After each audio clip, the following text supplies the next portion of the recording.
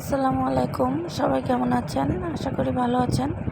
আলহামদুলিল্লাহ আমরাও ভালো আছি। তো এই প্রচণ্ড গরমে দুপুরবেলা খুব আমের শরবত খেতে ইচ্ছা করছিল। এইভাবে টাটকা টাটকা গাছ থেকে একবারে কাঁচা আমটা ছিঁড়ে কিন্তু শরবতটা বানালে বেশি টেস্ট হয়।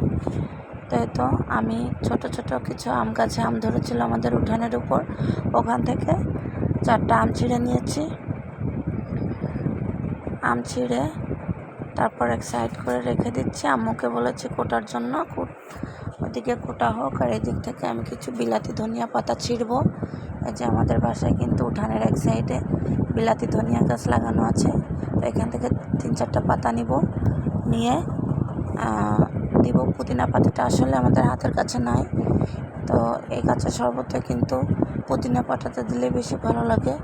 তো এখানে আমি আমগুলা কেটে 2 টুকরা কাঁচামরিচ এবং সেই বিলাতি ধনিয়া পাতাগুলো দিয়ে দিয়েছি। তারপর এখানে দিয়ে দিব স্বাদ মতো লবণ। এই আমটা একটু বেশি টক, যার জন্য একটু লবণটা বেশি করে দিয়েছি। তারপরে দিয়ে দিচ্ছি সামান্য একটু চিনি। এত প্রচুর টক আবার সবাই খেতে চায় না, খেতে পারে না, যার জন্য একটু চিনি দিয়ে দিলাম। টক মিষ্টি ঝাল ভালো লাগবে খেতে এই গরমে।